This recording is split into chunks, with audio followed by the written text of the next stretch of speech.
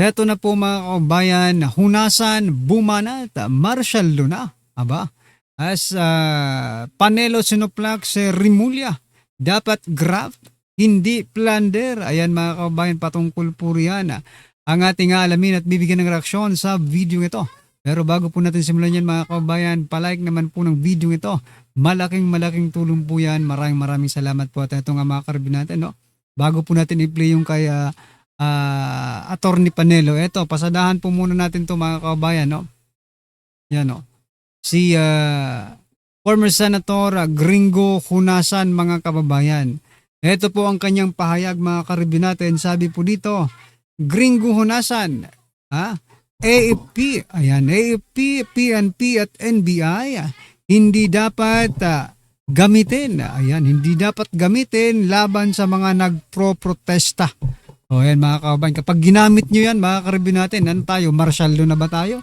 Diba? Kaya nga napatanong tayo kung martial law na eh. Kasi kung gagamitin po nila ang kapulisan, actually ginamit naman nila eh, pero hindi po umubra, diba? Kasi sobra po ang dami ng tao, mga kababayan. Yeah?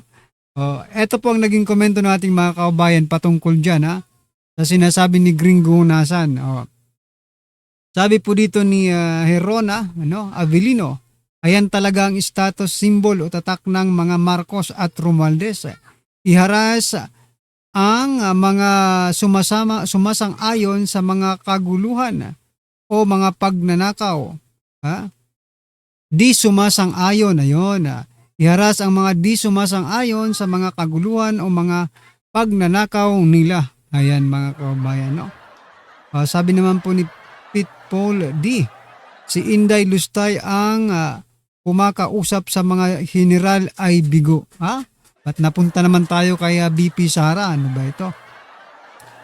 Sabi po ni Don Garcia, wala ng pag-asa ang Pilipinas. Aba, hindi ang mga Pilipino ang sa paglaban sa mga magnanakaw sa kaban ng bayan. Kapag may lumalaban sa mga magnanakaw, yung kabilang grupo apektado, pinagtatanggol or pinagtatakpan pa ang mga magnanakaw. Sabi niya po kapag yung mga lumalaban naman ang kinulong, wala nang laban para sa mga taxpayers na apektado at naghahangad ng hustisya. Pero lahat ng Pilipino ang kawawa. Correct. Taas ng bayad sa kuryente, tubig, pamasahe, pagkain, binenta na ni Bongbong Marcos. Ayan. Sabi di, ang haba naman pala nito. Sana tayo? Karamihan ng mga ari-arian ng gobyerno na sana i-source of income ng pamahalaan. So yan mga kababayan, tama naman di ba? Nasa balita po yan, no? Binenta na, nangungutang pa, nagbebenta pa, di ba? Lahat na lang ginawa para lang makalikom sila ng ilalagay sa maleta, mga kababayan. Okay? So ayan nga mga karibyo natin, ano mo sasabi niyo dyan? At eto, sumagot naman po yung yung PNP, nasaan na yung PNP Nandito yun. Ito. Sumagot naman po sila mga kababayan. At sabi nga po nila dito, sabi naman po dito ni Police Colonel Allen Reyco, hindi mo masasabi na malambot, malamya ang aming deployment. Aba? What do you want? Ano sabi niya? What do you want? Yung aggressive na pulis o yung maximum tolerance, ayan mga kababayan. So bakit hindi nyo gawin, di ba? Ang tanong, kaya nyo ba ang taong bayan? Di ba? Sino ba ang pinaglilingkuran ninyo? Taong bayan o mga politiko? Di ba? Di ba, sir? Nagtatanong lang po tayo, sir, baka kasi nawawala po tayo mga kababayan. Bakit naman kailangan pa umabot sa agresibo ang mga pulis at magkaroon ng maximum tolerance mga kababayan kung ang sinisigaw lang naman nila ay katotohanan? Hindi po ba dapat ang mga pulis ay pumapanig sa katotohanan mga kababayan? Ang mga pulis ay pumapanig sa taong bayan. Yan pong mga nagrarally ay hindi lang po mga INC, no? Sinasabi ng iba, INC lang yan, hindi po. Sabi po doon sa mga kababayan, meron po iba't iba, no? May mga sabi ni Attorney Rowena Guanzon, may Katoliko, may empleyado, lahat na ng mga bumubuo ng sosyedad natin ay nandoon, no? Hindi nga lang lahat na nakakapunta kasi may mga trabaho talaga. Siguro ko yung mga pauwi na, dumadaan din doon mga kaubayan. Alright? So ang tanong natin dito kay Sir, no? Dapat bang maging agresibo ang mga pulis? Diba? Pagdating dito sa mga nagrarally patungkol po sa mga nakawan sa ating gobyerno. Kailangan maging agresibo.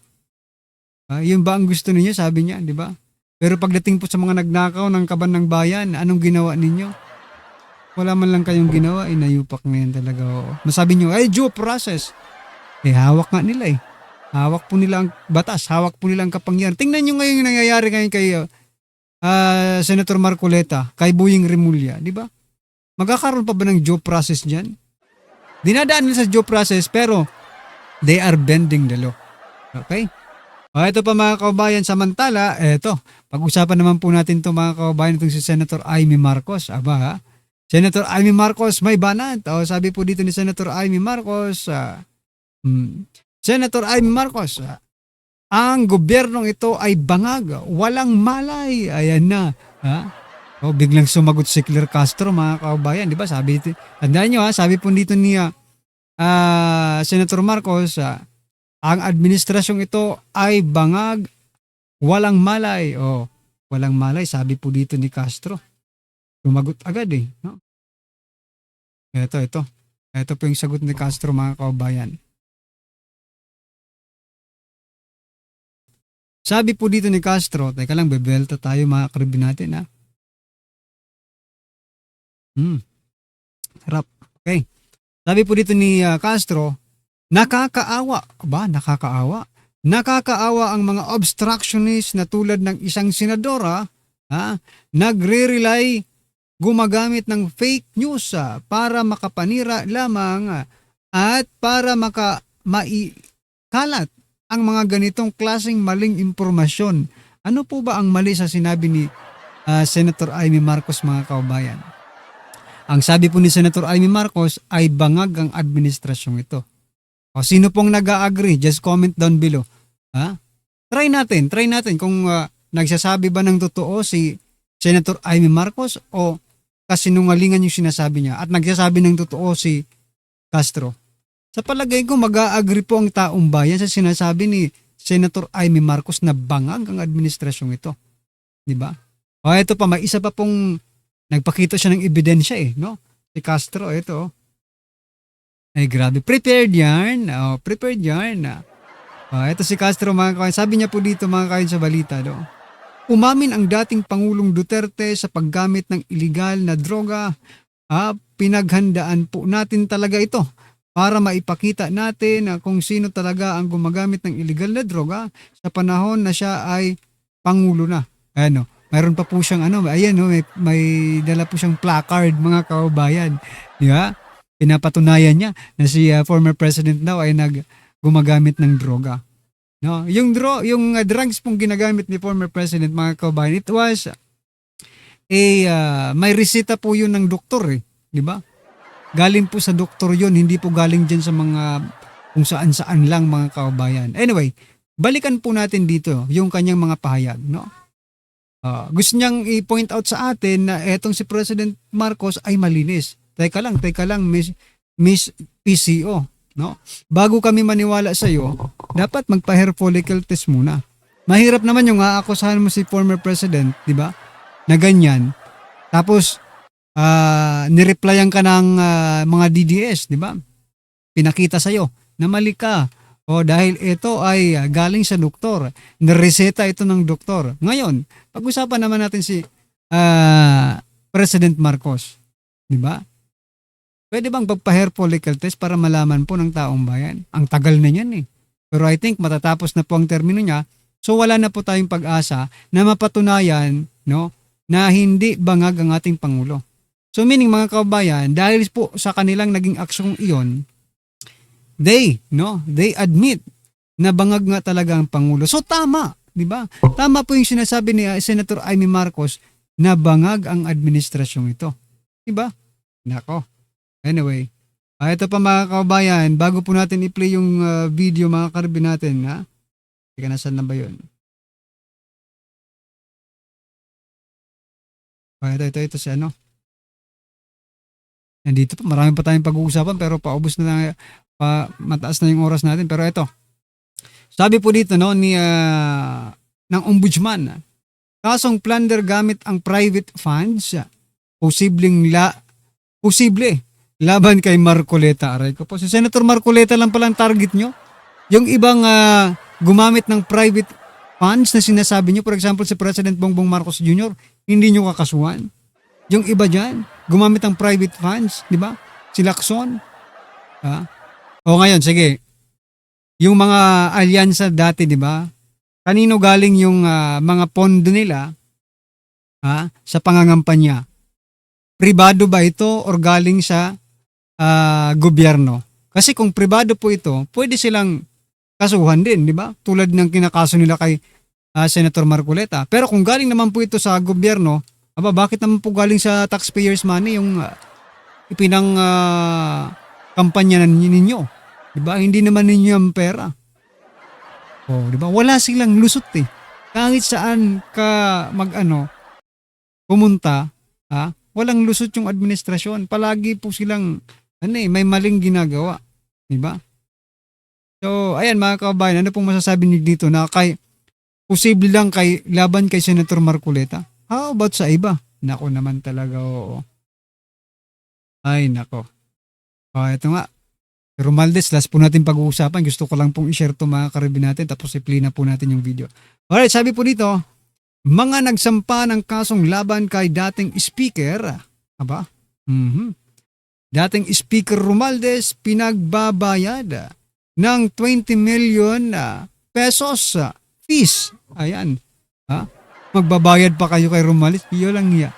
Nagnakaw na nga sa kaban ng bayan. Pinagbabayad pa. Magpapabayad pa. Diba? Paldong-paldo ka dito 20 million. Paldo si Romualdez dito mga kababayan. Aray ko po. Sabi po ng ating mga kababayan, ang dami pong natawa. Tingnan natin yung reaction muna. Ako nga, tinawanan ko rin to eh. Yung reaction. Ayan 7,700 po yung tumawa. 1,600 yung galit.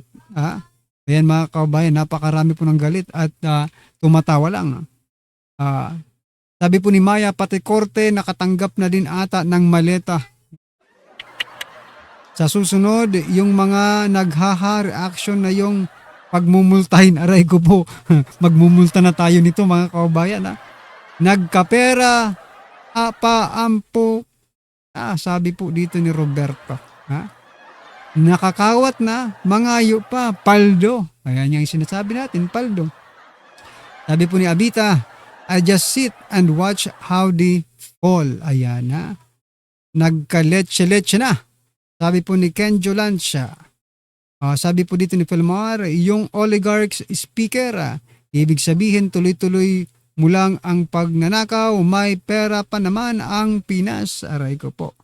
Anyway, ano po ang masasabi niyo dyan mga kabayan? Just comment down below. At eto, pasadahan na po natin yung video. Pasok. Good morning, Karen. Let's start with the decision of the Ombudsman to file plunder cases against Senator Marcoleta, which she announced on Monday. Do you agree with this decision? Are there elements of plunder? Well, actually, I cannot decide on that because I have not seen the complaint. But what I'm more interested in is that this same ombudsman said I think more than 2 weeks ago, said he would be filing cases against Senator Escudero, Senator Villanueva. What happened to that? Suddenly, it's another senator that he is filing a charge with. Bakit? Yeah. Dahil ba bumaliktad yung dalawa? But I want to talk about the plunder. Masyado kasing obvious yung ginawa na yun ni Boying Ray Mulya. Naniniwala tayo, marami ang hindi natutuwa doon sa naging decision na yun ng administration. Case against Senator So ayan mga kabayan, itong posto. Sabi po dito, mga kabayan, nagsisi ka ba? Nagsisi ka ba na binoto mo si BBM noong 2022? Ano sa palagay nyo? Diba? Ano sa palagay nyo? Hindi ba tayo nagsisisi? Sising-sisi nga eh. Ha? Marcoleta. This is for the 75 million pesos that was Donation. donated to Senator Marcoleta by 3 individuals. And according to Assistant Ombudsman Nico Clavano, when I listened to his explanation, sabi niya meron daw kasing isang category ng plunder. They acknowledge that this is not in relation to public funds, that this was given willingly by private individuals, but they're saying na meron kasing isang category ng plunder na made of or that constitutes gifts to a public official. But my question is, as a lawyer, because when I read that provision, ang pagkakaintindi ko, it has to be in relation, kasi ang kasama niya sa sentence would be kickbacks, commissions, and in relation to government contracts. Does it fall under plunder if it's an outright gift or donation? Sa tingin ko, it should fall under graft lang yan. Graft Hindi lang. naman po pwedeng plunder dahil Oh. hindi naman pera ng gobyerno yan eh. Nako. So, paano papasok ang plunder? Hmm. Graft siguro, yes. Anti-graft, receiving gifts. Could it be that merong effort na hindi bailable yung offense na Dapat talaga graft lang eh. Pinagpilitan kasi ni Boying Remulla eh, di ba? So ito mga kaubayan, no, yan, yung nakapost dyan, si Joel Villanueva at si Ombudsman, no? Sabi po dito ni Ombudsman, we don't make deals with anybody. O, kasi inaakusan silang nakikipagsabuatan, di ba? Hindi namin tinanggap ang findings ng DOJ kasi nakulangan kami sa case build-up. So we had to conduct our own, mga kaubayan. May plano kasi silang palusutin itong si Joel Villanueva. Aabangan natin yan, no? Kung lulusot yan or hindi man, mga kaubayan, aabangan po natin yan. Diba? Kasi dito natin makikita kung ano ba talaga ang katotohanan sa likod ng pagbaliktad ni Joel Villanueva, mga karibin natin. Alright? Anyway, mga karibin natin, ano po ang inyong opinion? Ito pa nga, sabi niya dito, from hinog na, kakasuhan na to now, iimbestigahan muna ulit. Preliminary investigation muna. Diba? Nakakabwisit talaga itong ombudsman na to. Diba? Anyway, ano po ang inyong masasabi dyan, mga karibin natin? Just comment down below. At syempre, huwag kong kalimutang i-like ang video ito. Malaking tulong po yan. Maraming salamat po.